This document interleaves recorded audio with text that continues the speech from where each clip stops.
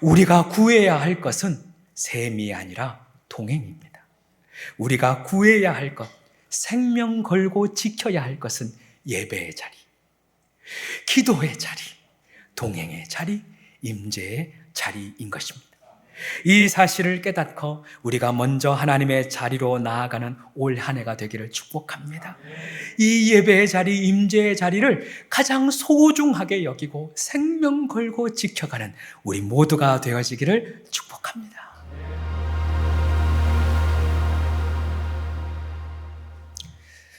오늘 본문은 이삭이 그 땅에서 그 해에 100배나 얻었다라고 하는 기사로 시작이 됩니다. 우리는 지난 송구 영신 예배 때 그 땅, 그 해의 의미를 함께 보았지요. 그 땅, 그 해, 좋은 의미는 아니었습니다. 이삭이 하나님이 주신 땅을 버리고 떠났던 그 땅, 그 해, 아내를 누이라고 속이고 수치를 경험했던 그 땅, 그 해, 그의 믿음이 바닥을 쳤던 그 땅, 바로 그 해에 100배의 결실을 얻었습니다. 이해할 수 없는 일입니다. 다만 그 안에는 이삭을 향한 하나님의 무한한 사랑이 담겨져 있었습니다. 이 일을 통해 진정한 복의 근원이 하나님께만 있음을 깨닫게 되는 것이죠. 사랑하는 여러분, 이제 시작된 올 한 해 우리도 다함이 없는 하나님의 사랑을 누리게 되길 소망합니다. 든든한 반석 되신 하나님 위에서 굳게 서서 하나님이 주시는 꿈을 품고 나아가는 복된 한 해가 되기를 축복합니다. 이렇게 이삭이 복을 얻어서 왕성하게 되었습니다. 거부가 되었습니다. 이 일로 인하여 이제는 편안하게 살면 될 줄 알았습니다마는 오히려 어려움이 찾아옵니다. 이삭을 시기한 블레셋 사람들이 그가 사용했던 우물을 메꾸어 버립니다. 블레셋 왕 아비멜렉도 너희가 너무 커졌으니 이 땅을 떠나라라고 얘기합니다. 그 해에 그 땅에서 100배의 복을 얻었으나 오히려 문제가 생깁니다. 그것으로 인하여서 오히려 어려움이 생깁니다. 우리의 인생이 이와 같다는 것이죠. 우리의 인생에도 계속되는 어려움이 있습니다. 하나님께서 복 주시는 인생도 계속되는 굴곡이 있는 것입니다. 중요한 것은 그 인생의 굴곡을 어떻게 살아가느냐, 그것이 중요한 것이겠죠. 오늘의 설교의 제목은 복 있는 자의 삶의 방법론, 복 있는 자의 삶의 방법론입니다. 블레셋 사람들이 우물을 메꿔 버리자 이삭이 그랄 골짜기로 터전을 옮깁니다. 광야에 살 때 가장 중요한 것은 물이지요. 그래서 어딘가를 이동할 때는 보통 우물이 있는 곳에 거점을 두고 그곳으로 갑니다. 그런데 지금의 이삭의 상황은 광야로 먼저 쫓겨나서 그 광야에서 우물을 파야 하는 상황입니다. 지금이야 땅속을 탐지하는 기술이 있겠습니다만 그때는 그런 것이 없지요. 그저 광야 한복판에서 물이 나올 때까지 파는 겁니다. 어디서 물이 나오는지 모르니 그냥 나올 때까지 계속해서 파는 거예요. 다행히 그곳에 아브라함이 사용했다가 블레셋 사람들이 메꾸어 버린 우물이 있었습니다. 이삭이 그 우물을 다시 파기 시작했고 그 골짜기에서 셈의 근원을 얻습니다. 그러자 이번에는 그랄 목자들이 이삭의 목자들과 다툼이 일어납니다. 그래서 다툼이 일어났다 해서 다툼, 에색이라고 하는 이름을 그 우물에 짓습니다. 그리고 그것을 떠나요.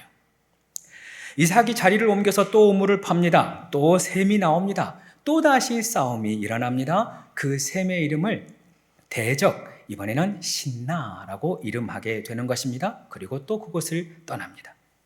또다시 자리를 옮긴 이삭이 셈을 팝니다. 역시나 셈이 터집니다. 그러나 이번에는 조금 다릅니다. 이번에는 싸움이 일어나지 않는 거예요. 그래서 그 땅을 르호봇, 그 셈을 르호봇이라고 지명하게 됩니다. 르호봇, 여유 있는 땅, 여유 있는 공간, 넉넉한 공간, 그런 의미입니다. 드디어 하나님께서 우리를 위하여 넓은 땅 허락해 주셨다. 드디어 하나님께서 넓은 공간을, 넓은 자리를 허락하셨다. 기뻐하며 이름을 짓게 되는 것이죠. 이 본문을 복의 관점으로 보면 이삭이 하는 것마다 복을 얻었다라고 해석할 수 있어요. 그 땅을 여러 번 파는 게 아닙니다. 팠다 하면 셈이 터집니다. 우리로 하면 손을 대는 것마다 대박이 나는 거예요. 저는 어렸을 때부터 지금까지 뽑기를 하면 그렇게 꽝이 돼요. 희한하게 꽝이 됩니다. 그런데 이삭은 찍기만 하면 대박이 나는 거예요. 이런 은혜가 우리에게도 있기를 축복합니다. 그러나 그것만 본다면 하나님의 메시지를 다 본 것은 아닙니다. 이 이야기 안에는 복된 우리가 이 땅을 살아갈 때에 어떻게 살아가야 하는지 그 방법을 우리에게 알려주고 있습니다. 첫 번째, 오늘 본문에서 드러나는 복의 길은 양보와 낮아짐, 양보와 겸손입니다. 오늘 성경을 보면 이삭이 파는 우물들마다 샘이 터졌지요. 그러나 그때마다 갈등이 있습니다. 샘을 파서 샘이 나오면 뭐 하겠습니까? 그때마다 문제가 생깁니다. 그렇게 종들이 싸움이 일어날 때마다 이삭이 취한 행동은 양보였어요. 마땅히 이삭의 우물이지요. 내 것이지요. 그 누구도 그 소유권을 주장할 수는 없습니다. 그렇게 어렵게 얻은 우물이지만 이삭은 그때마다 포기합니다. 어쩌면 그 모습이 바보 같지요. 어리석게 보입니다. 그러나 성경은 이 방법이 맞다라고 이야기합니다. 지는 것이 이기는 것이다. 낮아지는 것이 높아지는 비결이다. 성경은 말씀하고 있어요. 다윗이 반평생 사울에게 쫓기며 살았습니다. 그런 다윗에게도 사울을 죽일 수 있는 기회가 있었어요. 그러나 그가 사울을 죽이지 않습니다. 오히려 조용히 물러납니다. 이유가 무엇입니까? 심판이 하나님께 있음을 믿었기 때문입니다. 심판하는 것은 나의 역할이 아님을 믿고 내가 그 심판의 자리에서 내려왔기 때문입니다. 예수님도 동일한 말씀을 하십니다. 마태복음 5장, 악한 자들을 대적하지 말라. 누구든지 내 오른뺨 치거든 왼뺨을 대줘라. 속옷 가지려 하거든 겉옷도 주어라. 억지로 오리 가게 하거든 심리를 같이 가져라 말씀합니다. 사도 바울도 비슷한 이야기를 하지요. 악에게 지지 말고 선으로 악을 이기라 말씀합니다. 그렇습니다. 진정한 승리는 오히려 지는 것입니다. 진정한 성공은 오히려 양보하는 것입니다. 그러면 물을 수 있어요. 그러면 나만 너무 억울한 것 아닙니까? 스트레스 받으면 머리도 빠진다고 하는데 스트레스가 만병의 근원이라고 하는데 나만 힘들고 나만 아픈 것 아닙니까? 그렇게 물어볼 수 있어요. 그러나 그렇지는 않습니다. 성경은 하나님께서 우리의 아픔을 아시고 우리의 아픔을 갚아주신다라고 이야기합니다. 여기서 갚아주신다는 것은 내 원수에게 직접적으로 갚아주신다라는 의미도 있지만 그것과 상관없이 하나님이 내가 아플수록 오히려 나에게 복을 주시는 것이에요. 내가 억울할수록 오히려 하나님이 나에게 은혜를 주시며 오래 참고 오래 인내할수록 더 큰 은혜와 더 큰 기쁨과 더 큰 상급을 나에게 주시는 것입니다. 그러니 우리도 주님의 인내와 오래 참음을 배워가기를 소망합니다. 이것이 복된 기름을 알고 더욱 인내하고 낮아지기를 축복합니다. 특별히 예수님은 온유한 자가 복이 있다고 했지 않습니까? 온유한 자가 복이 있어서 땅을 기업으로 얻는다고 약속하시지 않았습니까? 그 약속의 증인이 이삭입니다.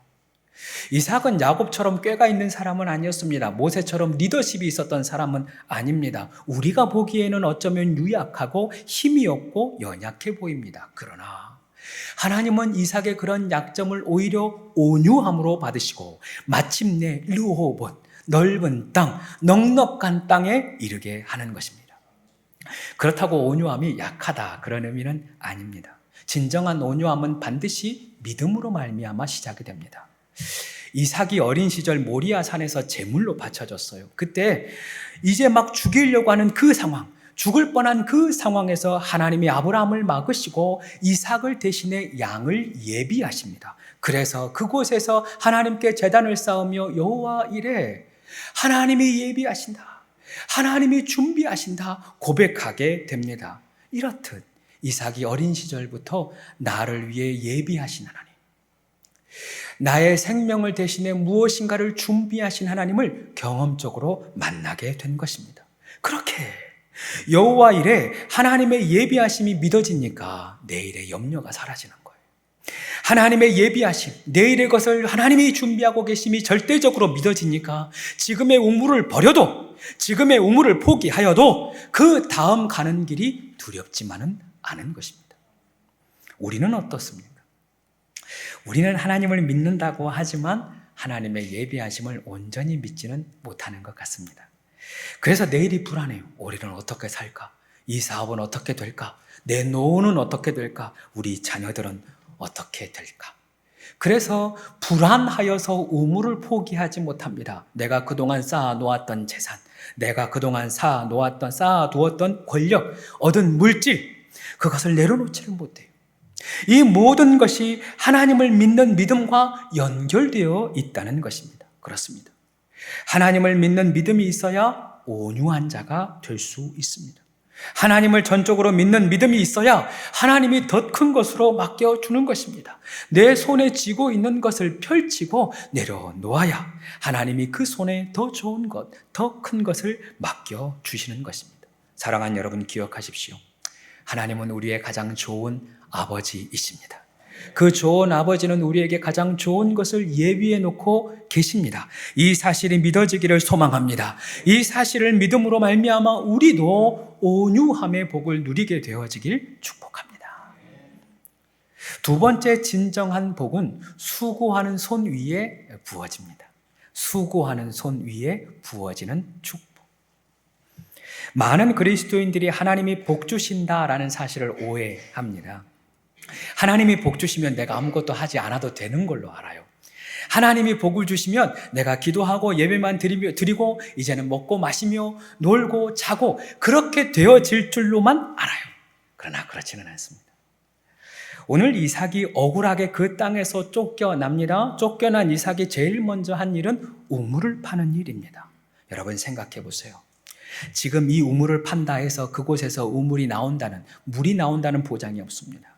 1m, 2m 파는 게 아니지 않습니까? 이 땅을 깊이 파고 깊이 판다 해서 그곳에서 물이 나오는 보장이 없습니다. 또 물이 나왔다 손치더라도 이 물로 인하여서 싸움이 안 난다는 보장이 없어요. 싸움이 또 날 수도 있잖아요. 그러나 그럼에도 불구하고 이삭이 가장 먼저 한 것은 우물을 파는 수고를 감당하는 것입니다. 예수님께서 마태복음 7장 7절에 구하라, 찾으라, 두드리라 말씀합니다. 이 말씀은 기도를 강조하는 말씀입니다. 그러나 더불어서 기도와 더불어 우리가 움직여야 한다는, 우리가 동시에 찾고 두드려야 한다는 것을 말씀하는 것입니다. 이러한 기도를 가리켜 움직이는 기도라고 부를 수 있습니다. 기도하며 길을 찾는 거예요.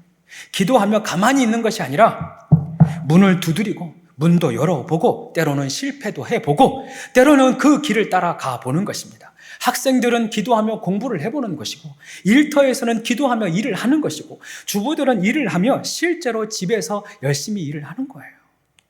하나님이 그 손 위에 하나님의 복을 더하여 주시는 것입니다. 오래전 TV 프로그램의 한 남자 배우에게 패널이 묻더라고요. 당신의 최종 목표, 꿈은 무엇입니까? 라고 얘기했더니 이렇게 얘기했어요. 저의 꿈은 돈 많은 백수입니다. 왜 웃지 않죠?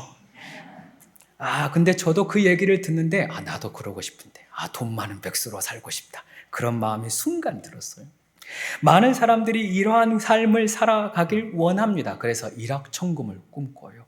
한 방을 바랍니다. 그 한 방을 위해서 얼마나 애쓰며 살아가는지를 몰라요. 그러나 안타까운 것은 믿는 사람들도 그 인생의 한 방을 놓고 기도하는 거예요. 그 인생의 한 방을 놓고 너무도 많이 기도를 해요. 부자가 잘못됐다는 것 아닙니다. 노력과 성실에 상관없이 한 방을 노리는 삶의 태도가 잘못된 것입니다. 하나님은 일하지 않게끔 우리를 부자로 되어지지 않게 합니다. 정말 그렇습니다. 하나님은 어떻게 복을 주시나? 진정한 복이 무엇인가? 성경에 이렇게 쓰여져 있어요. 시편 128편 1절은 이렇게 되어 있습니다. 여호와를 경외하며 그 길을 걷는 자마다 복이 있도다. 그 복이 무엇인가? 이어지는 2절. 내가 내 손이 수고한 대로 먹을 것이라. 내가 복되고 형통하리로다. 이 말씀을 하면 믿는 사람들도 지금처럼 아멘을 안 해요. 그 해에 100배나 얻었다라고 하면 아멘을 크게 하는데 내 손이 수고한 대로 먹으리라 그러면 아멘을 안 해요. 그러나 성경에 기록된 대로 수고한 대로 먹는 것이 복입니다. 솔로몬이 평생 동안 부를 위해서 살았어요. 어떻게든 간에 부자가 되기 위해서 막강한 권력을 갖기 위해서 평생을 살았습니다. 그러나 그가 노년에 한 가지 사실을 깨닫습니다. 전도서 3장 13절. 사람이 먹고 마시며 수고하는 것으로 낙을 누리는 그것이 하나님의 선물인 줄을 또한 알았다. 진정한 하나님의 선물은 먹고 누워 쉬는 것이 아니라 수고하는 것으로 행복을 누리는 것. 내가 수고하는 것으로 기쁨을 누리는 것. 그것이 진정한 하나님의 선물이라는 것입니다. 즉 다시 말해 하나님은 수고하는 그 손 위에 하나님의 복을 더하여 주신다는 것입니다.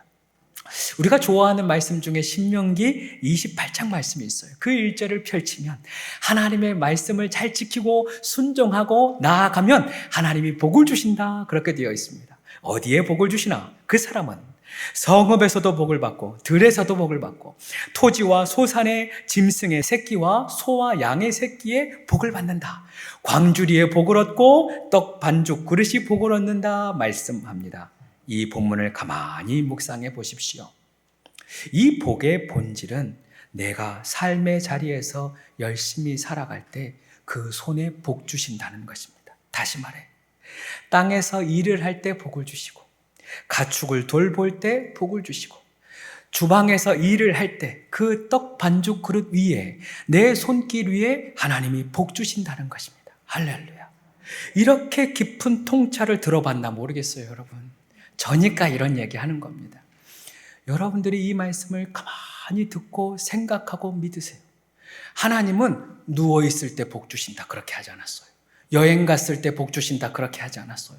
복 주셔서 여행 가게 되었다, 복 주셔서 누워서 잘 살게 되었다 그렇게 되어 있지 않고 복 주셔서 삶의 자리에서 삶에서 열심히 일을 할 때 그 손 위에 복 주신다 성경은 이야기하고 있는 것입니다. 사랑하는 여러분, 하나님이 우리에게 복 주심을 믿으십니까? 저도 믿습니다. 그렇다면 그 복을 믿는다면 이제 우리의 우물을 파야 합니다. 맨 땅에 헤딩하는 것 같을지라도 실패할 수 있을지라도 염려가 될지라도 괜찮습니다. 하나님이 주시는 그 우물은 실패가 없으니 내 삶에 나에게 주어진 삶의 자리에서 최선을 다하는 것입니다. 큰 일이 어디 있고 작은 일이 어디 있겠습니까? 중요한 일이 어디 있고 사소한 일이 어디 있겠습니까? 주님은 어떤 일이든지 죽게 하듯 하라 하였습니다.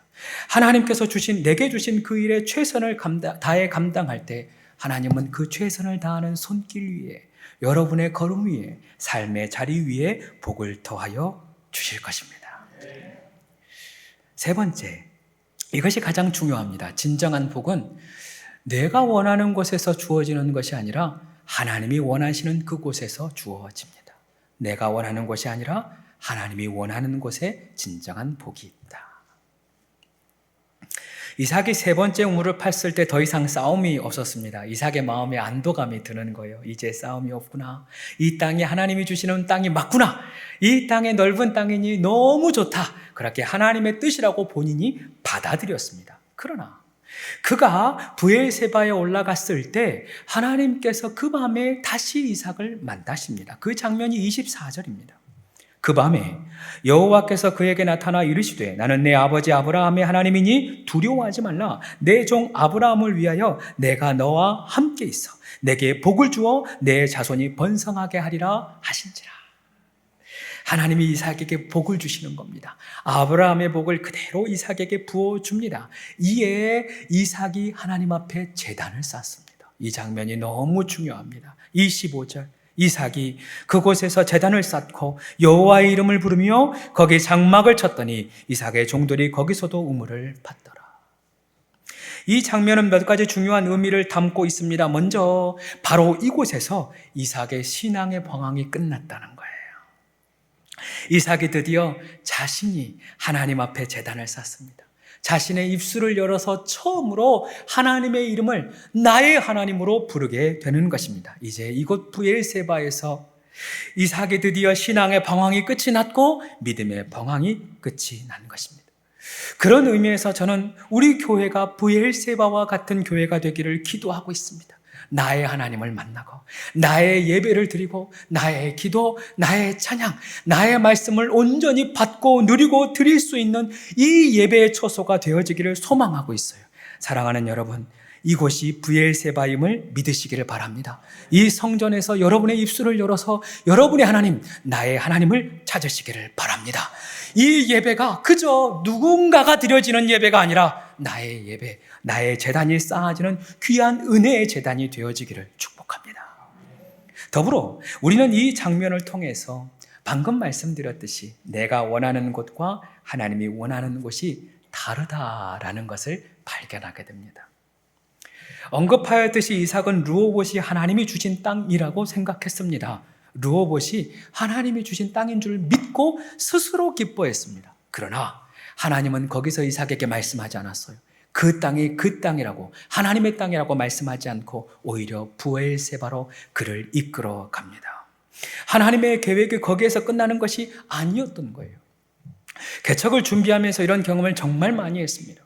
오늘은 이 장소가 제 마음의 르호봇 같은 거예요. 오늘은 이 장소가 정말 넓은 땅이고 여기면 족하겠다라는 마음이 들어요. 그러나 자고 일어나면 희한하게 처음부터 다시 리셋이 돼요. 저녁이 되고 아침이 되니 이는 새날이라. 어제의 감정은 다 사라지고 아닌가 보다 라고 하고 새롭게 또 찾아 나서기 시작합니다. 그래서 저를 따라 그때 돌아다녔던 분들이 참 많이 고생을 했어요. 그때 저도 깨달았습니다. 하나님의 브엘세바는 따로 있구나. 하나님의 브엘세바는 따로 있구나. 그때 깨닫게 돼요. 우리의 삶이 그렇다는 것입니다. 하나님은 우리가 마침내 브엘세바에 이르기까지 쉬지 않습니다. 우리가 마침내 브엘세바에 도착할 때까지, 하나님이 원하시는 그 자리에까지 도착할 때까지 우리를 계속해서 인도해 가십니다. 그 인도함을 위하여서 때로는 싸움이 나게 하는 거예요. 때로는 분쟁이 나기도 하는 것입니다. 때로는 어려움이 있기도 하는 것입니다. 그 싸움과 분쟁을 사용해서라도 하나님이 마침내 브엘세바까지 이끌어 가시는 것입니다. 그렇다면 중요한 질문 하나 더 해야 합니다. 왜 브엘세바일까? 도대체 브엘세바가 무엇이길래 하나님이 계속 그곳으로 인도해 가시나? 오늘 성경 24절 중반부에 이런 말씀이 있습니다. 내가 너와 함께 있어 내게 복을 줄 것이다. 하나님이 지금 이삭에게 말씀하시는 것입니다. 내가 너와 함께 있어 내게 복을 줄 것이다. 다시 말하면 하나님의 목적지는 브엘세바가 아니라 이삭을 만나 동행하기로 하는 그 장소, 하나님이 임재하시고 하나님이 동행하는 그 자리가 약속의 땅, 마지막 도착해야 할 그 땅이었다는 것입니다. 그렇습니다. 브엘세바는 하나님의 임재의 자리, 하나님이 동행하시는 그 자리, 하나님이 지금 이삭을 임재와 동행의 자리로 마침내 이끌어 주신 것입니다. 브엘세바가 장소적인 개념이 아니라 임재의 개념, 영적인 개념, 동행의 개념인 것입니다. 우리도 마찬가지입니다. 하나님이 우리에게 때로는 고난을 주시고 어려움을 주시고 힘든 일을 주셔요. 마침내 우리를 어디로 인도하시나? 하나님의 자리. 때로는 어려움이 있지요. 굴곡이 있지요. 그러나 이 모든 것을 통해서 어디로 이끄시나? 최종 목적지가 어딘가? 하나님을 만나는 자리. 하나님을 내가 부르고 하나님께 제단을 쌓고 하나님을 만나는 그 자리로 마침내 이끌고 싶었던 것입니다. 올 한 해도 마찬가지예요. 이 자리가 생명의 자리인 줄 알고 먼저 찾아오는 자는 복을 얻는 것입니다. 마침내 하나님의 자리가 이 예배의 자리요, 임재의 자리요, 동행의 자리라면 내가 먼저 그 자리를 찾아가면 되는 거예요.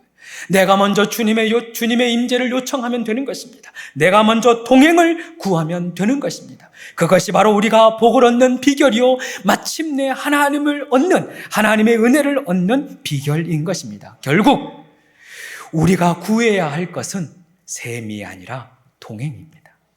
우리가 구해야 할 것, 생명 걸고 지켜야 할 것은 예배의 자리, 기도의 자리, 동행의 자리, 임재의 자리인 것입니다. 이 사실을 깨닫고 우리가 먼저 하나님의 자리로 나아가는 올 한 해가 되기를 축복합니다. 이 예배의 자리, 임재의 자리를 가장 소중하게 여기고 생명 걸고 지켜가는 우리 모두가 되어지기를 축복합니다. 말씀 마무리합니다. 아무리 생각해도 오늘 이삭이 100배나 얻은 땅을 쫓겨났다 해서 망하지를 않더라고요. 셈을 얻었습니다. 그 셈을 포기하게 되었고 갈등으로 인하여서 양보하고 떠났지만 이삭이 망하지 않습니다. 그렇습니다. 하나님의 자녀들은 망해도 망한 것 아닙니다. 실패해도 실패한 것 아닙니다. 더불어 또 한 가지, 이삭이 우물 팔 때 이 우물 나오게 해주세요. 기도하지 않았는데 하나님이 우물을 주시더라고요. 하나님 꼭 물이 나와야 됩니다. 라고 기도하지 않았는데 물이 터져요. 하나님의 자녀는 하나님이 입히십니다. 하나님이 먹이십니다. 하나님이 생수를 주십니다. 그렇다는 것은 하나님께 진정 구해야 할 것은 하나님의 동행, 하나님의 임재라는 것입니다. 사랑하는 여러분 기억하십시오. 우리는 하나님의 사랑받는 자녀입니다. 하나님께서 그 사랑하는 자녀들을 위하여 하물며 그 모든 것을 아끼겠습니까? 하물며 좋은 것을 주시지 않겠습니까? 이미 좋은 선물을 준비해 두셨으니 그 사실을 믿음으로 담대히 나아가기를 소망합니다. 무슨 일을 만나든지 두려워하지 말고 주님만을 신뢰하며 온유한 자가 되어 가십시다. 메마른 광야일지라도 실패가 앞에 두려움으로 다가올지라도 오히려 걱정하지 말고 내게 주어진 삶에서 그 우물을 하루하루 파내어 가십시다. 기도의 제단, 예배의 제단, 하나님을 만남과 동행과 임재를 날마다 구함으로 주님과 날마다의 동행을 경험하는 올 한 해가 되기를 축복합니다. 올 한 해 이삭의 축복과 브엘세바의 은총이 우리 모두에게 있기를 축복합니다.